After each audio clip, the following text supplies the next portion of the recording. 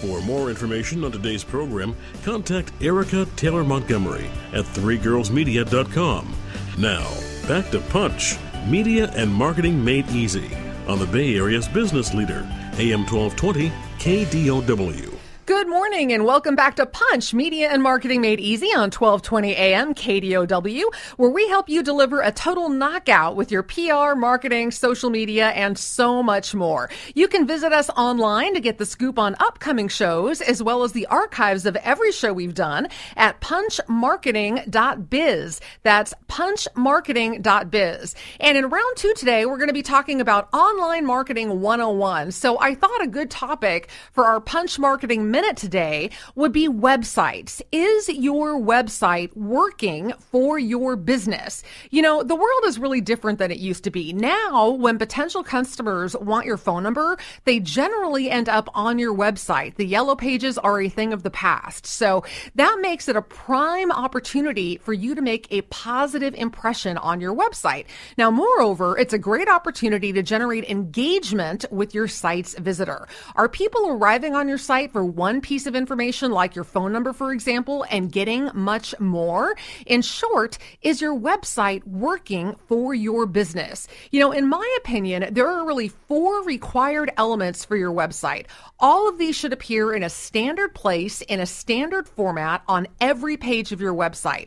Your name, your business name, and contact information are absolutely critical. Main phone numbers and an email address are also basic. And then nowadays, a Twitter name, Facebook handle, and other social media links are often even more important than a brick and mortar mailing address. So you want to make sure that you include all of those on your site as well. Now, on your homepage, a visitor should very quickly be able to see who you are, what you do, what you offer, and why people should want to do business with you. So, for example, I recently visited a law firm's website. Now, the homepage was clean and it was uncluttered and it had all the required elements clearly displayed. And in addition, I could tell from the links on the homepage that this company was A, worldwide, and B, conscious of their role in the community, and C, offered pro bono work and other philanthropic giving. Now, did they expound on all of that right there on the homepage? No, they did not, but the links were clear, precise, and informative without me having to click on them until I really wanted more information. So what did that provide me? Well, I can tell you it provided me insight into what the law firm provided, who they were, and why I should have considered working with them. They were solid and they were worldwide. And I gathered all of this from a clean, crisp homepage. Now, what was I originally looking for?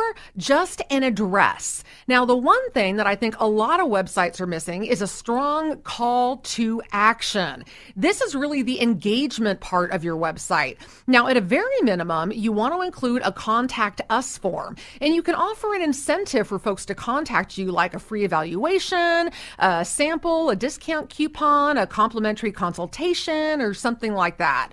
And then the next thing on your website is visuals. Visuals. Be wise in your use of graphics, even if your company is geared around them. Now, one rule of thumb that I use is no more than 3 graphics per page unless it's specifically a gallery. And you only want to use high quality pictures, and of course, beware of copyrights. And then you want to make sure your website is easy to read. People do not want to struggle with small fonts or light colored text on dark backgrounds or weird text. So keep it clean, keep it clear, and keep it simple. And lastly, when it comes to your websites, proofread, and proofread again. And if you don't have a friend who can spell, use a spell checker. And then something else that I also recommend is reading things backwards on your website to catch typos that you might have otherwise missed. And a good style manual can also help you with the ever-changing grammar and punctuation rules that are out there.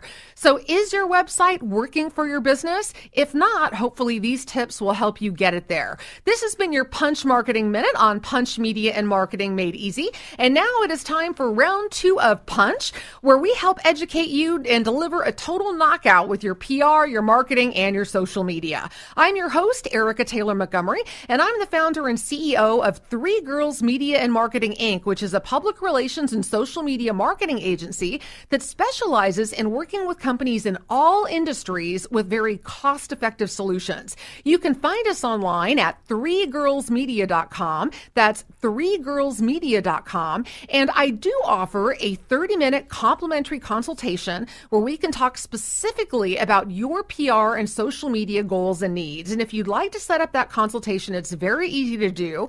Simply visit threegirlsmedia.com and call or email me to make that appointment for your consultation today. So in round 2 today, we're covering Online Marketing 101. Our guest this half hour is Gail Rosenberg, who's the president of Web and Retail. Gail has over 30 years of marketing experience, including positions at a couple advertising agencies, at Billboard magazines, and at ABC and MCA Records. She's also a regular lecturer at UCLA and at Loyola Marymount University, all on the subject of online marketing. Welcome to Punch Media and Marketing Made Easy, Gail.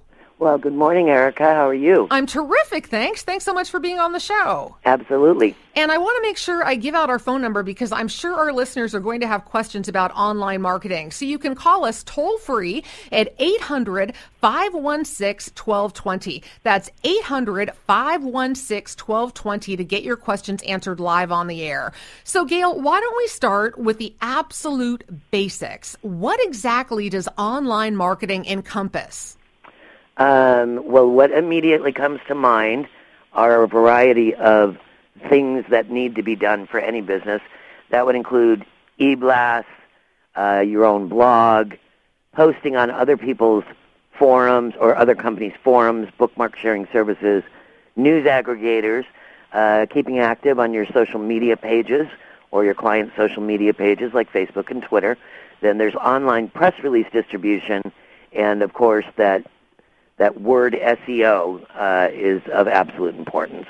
We'll definitely talk about that a little bit later. So, you've just mentioned a wide variety of things. So I'm wondering exactly what kind of skills that somebody needs to have in order to become a good online marketer. I think a marketing background and knowing how to target your customers or your clients' customers and finding niches that are obvious to your product or your service.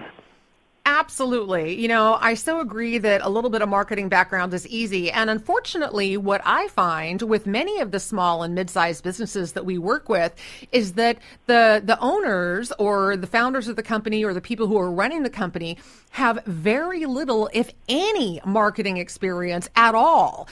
Often they're an expert in what it is they do for their company, but very little marketing expertise. So is there something you'd recommend to help people get up to speed rather quickly when it comes to online marketing? I think most of it is common sense.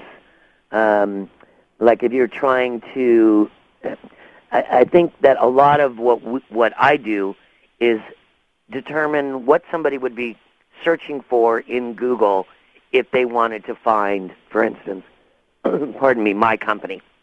And a lot of times people get wrapped up in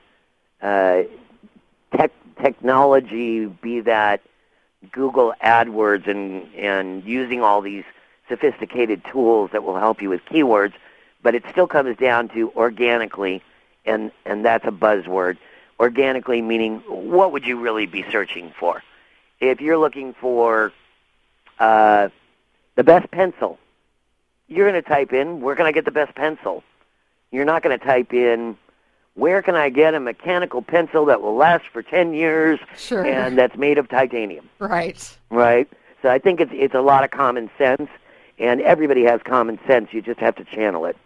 I absolutely agree, and that's terrific advice. When we come back from the break, I want to talk a little bit about some of the things you mentioned right off the top, like posting on forum sites and bookmark sharing services, because I think that's something that a lot of our listeners really don't have any idea about. So we'll get to that right after we come back from the break. You're listening to Punch, Media and Marketing Made Easy on 1220 AM KDOW. I'm your host, Erica Taylor Montgomery, and we'll be right back after the break.